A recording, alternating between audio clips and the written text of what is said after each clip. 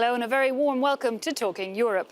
At a time when much is awry in the EU, there is one European story that is being celebrated as a huge success. It's the EU's Erasmus programme. It offers access and grants for young EU students and interns to study or work overseas.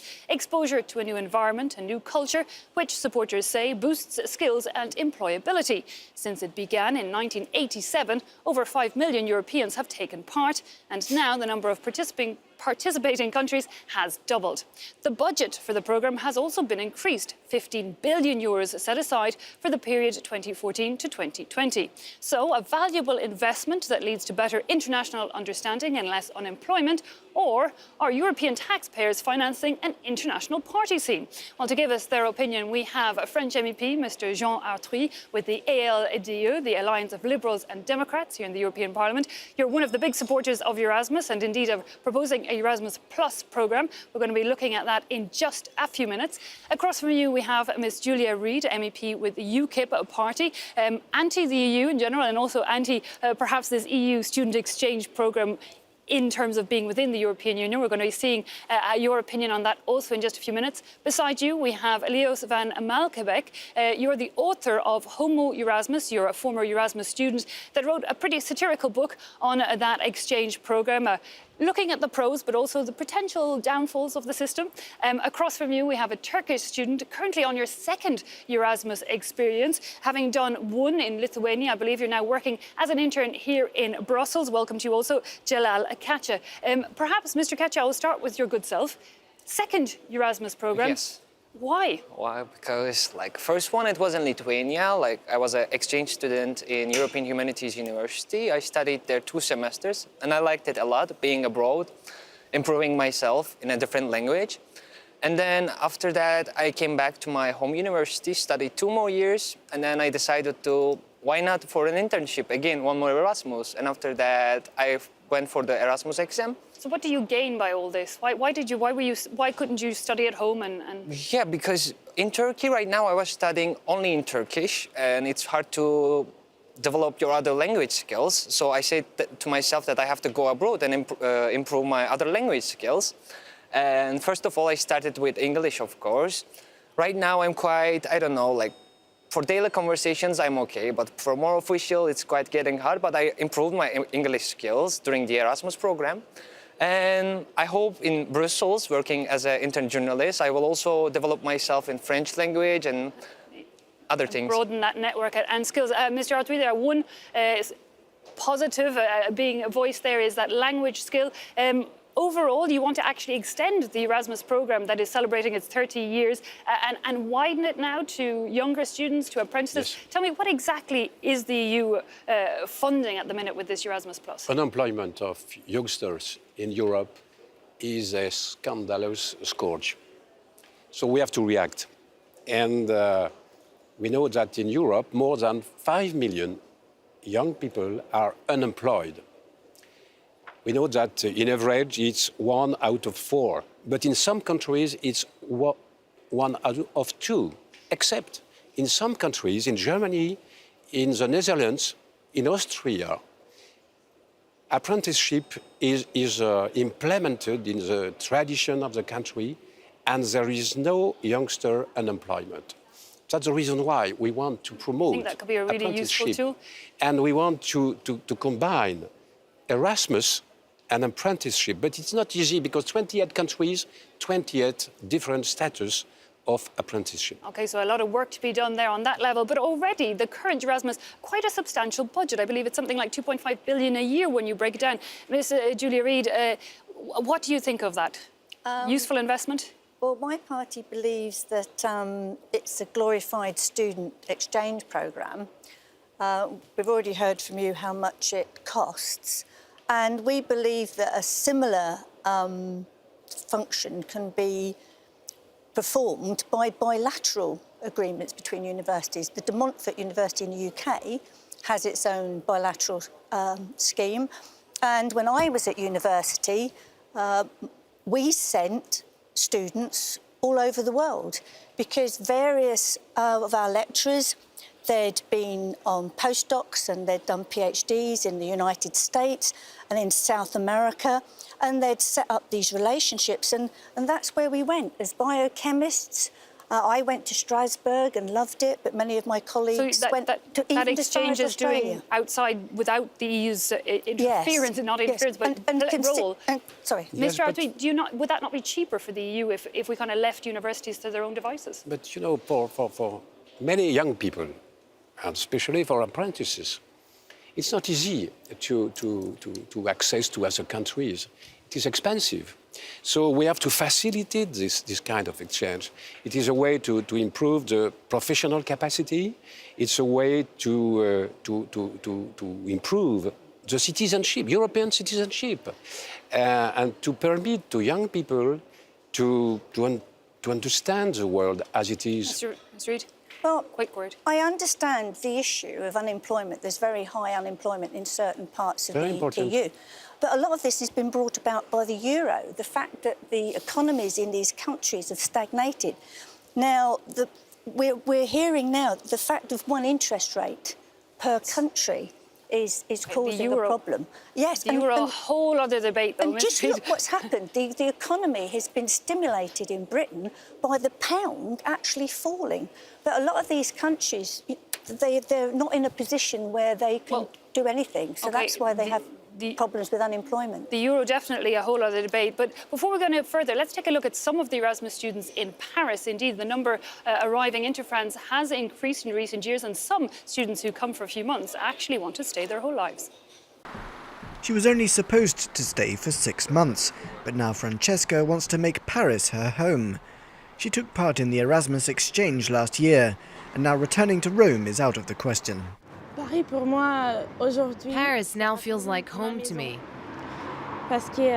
Because even if I'm all alone, I never feel alone. The city is so full of life. There's so much to do. Each year, more and more foreign students choose to come to France. As is the case with Ines, who arrived in Paris from Lisbon 3 days ago. It was always my dream to come and study here. The first day is not easy. You have to get used to the bureaucracy and take care of the necessary paperwork, the metro pass, a place to stay. It's not easy. It's definitely a challenge. She felt a little lost at first. The International Services Office? I don't know. But she soon bumped into some other new arrivals who've come from even further afield. I'm from Argentina. Colombia. I'm from Argentina too. The Erasmus program has widened to include university students from outside Europe, as well as younger students. High school pupil Alexei did 2 months' work experience at a big hotel in Sweden as part of his studies. I learned about having stamina and also languages. I had to speak English, and even though it was difficult at first, I gradually got used to it. Aside from the work experience, he left with some wonderful memories and is keen to travel again. Mr. Arthuis, there we're seeing there, it's not just countries in the EU that are involved now in this Erasmus program, but wasn't the idea to foster EU identity? Why was this enlarged? We enlarge because it's the occasion for young people to discover the world and to escape to fears due to globalization challenges. They are more confident when they understand the world as it is, because we have to organize the world. Mr. Ketcha, I can see you nodding. For you, that was the effect? Yeah, Erasmus changed my opinions a lot about Europe and about my home country, first of all. When you go to Europe and see what's going on there, politically and culturally, and every event that you attend, when you go back home, you're trying to ask some questions like why it's not the same in my home country, how can I develop my own country, and it just changes and develops person's region a lot. Mr. Van Malkebeek, I mean, we can tell even with your surname, which is Belgian, but you are French. You did your Erasmus in Italy. Did it change your identity? Do you feel more European because of it, or not so much? So with Erasmus, I learned Italian and became a professor of Italian. So yeah, changed my life. But in this book, I try to shine a light of the less well-known elements of Erasmus program because my book is a satirical testimony about Erasmus. I met some foreign students that had spent 1 year in Italy without speaking one word in Italian, and I think it's a shame to limit yourself to a broken English when you are in Italy. It was nearly all the foreign students together. Yeah, they stay together. You have English lessons. At the university, you have a course just for Erasmus students. So I think it's a shame to create this Erasmus bubble, if you like. Yeah, Mr. bubble. Arthuis, you see that as a negative if you have a group of foreigners clicking together? I think it's a question of preparation of mobility. For sure. And I would recommend that the teachers responsible of university and students prepare the students before the mobility. We have to verify there is an added value. And I think we are in progress, but I am sure that for apprentices, they will be fully occupied. And perhaps going more individually as well. Inside the economical network. Okay. Ms. Reid, you wanted to say a quick word? Well, I went to work in Strasbourg in a laboratory before the Erasmus programme. And my colleagues never wanted to speak to me in French, although the French teacher that I would have once a week. And they used to say, no, you're here to help us with our English. And so I think we can send people abroad, but even though you actually work in a laboratory, I've got a PhD in pharmacology, because English as well is the language of science. In fairness, that was not part of the Erasmus programme, but definitely but it's a risk that can happen. Yes. True. Another question, Mr. Arthuis, I had 5 million people have taken part in Erasmus over the last 30 years. But still, even though there are grants, it still remains very expensive, does it not? Even Mr. Katja, you can help me here. How many students, percentage-wise, actually can take this Erasmus programme? Is it not still something for the privileged? Very few, in fact. Very few. That means 5 million, but only 4 million students. But we are in a very sensitive progression. More than 2 billion per year. And concerning apprentices, for the year 2018, 2019 and 2020, I expect an additional funding of 400 million for apprentices and Erasmus allowances. But yeah, I still wonders, how many people can afford to go, Ms. Reid? Well, currently the UK are spending, they're giving to the EU 34 million pounds a day. And we believe that it would be cheaper to fund a bilateral scheme instead, and that way we would be able to have some control actually over the students who come. At the moment, we don't. We have to control in a way. But let me turn to some of the students who have done it. Again, Mr. Van Melkebeek, you studied Italian and now you're an Italian teacher. So do you think Erasmus helped you gain that employment? Do you think that it definitely does address the problem of unemployment? Yeah. You're a clear example. It's a lever. If you go in Italy and if you don't get drawn in by the Erasmus associations, it's good.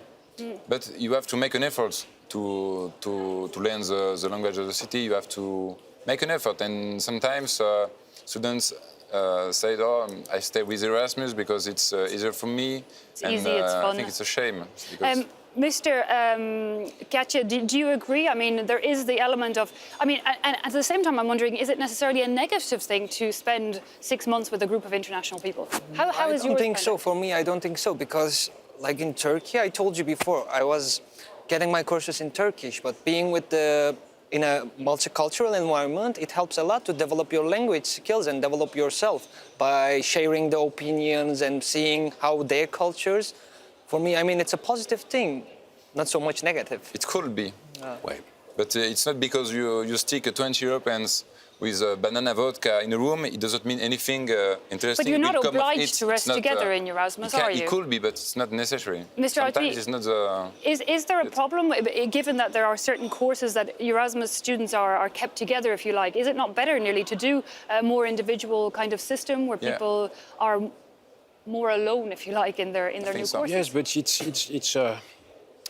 it's an experience for each youngster to discover the world, to acquire another language, to be familiar with it, and to be prepared to challenge the globalization and certainly to tackle unemployment. There has been impact reports done by the European Parliament. When it comes to employment, a lot of them say it's the personality traits. People are more tolerant of ambiguity. Apparently people are better prepared to deal with the unknown. They're more curious. But are these personality traits not something that Erasmus students would already have? But what we noted that students having obtained Erasmus allowances and mobility are much more protected against the unemployment risk than others. More adaptable. And a very final question. We keep hearing that Erasmus not only leading to unemployment, also leading to a bigger European population. Apparently there's a million Erasmus babies. Is that true, Mr. Arthur? Is it possible? We have to enlarge. It's a priority, in my opinion. Well, thanks indeed. We're out of time already on the show, but thanks indeed to my guests for having given us their opinions on this Erasmus programme. Thanks also to you at home. The end of this half, but of course, join us after the news. As earlier this week, I travelled to Bulgaria and met with President-elect Mr. Rumen Radev, the former chief of the Bulgarian Air Force. He ran as an independent candidate with backing of the socialists there and got almost 60% of the vote. He says he wants to see Bulgaria's relations with Russia improve, all the while maintaining the country's pro-EU position. A delicate balance, he explains after the news.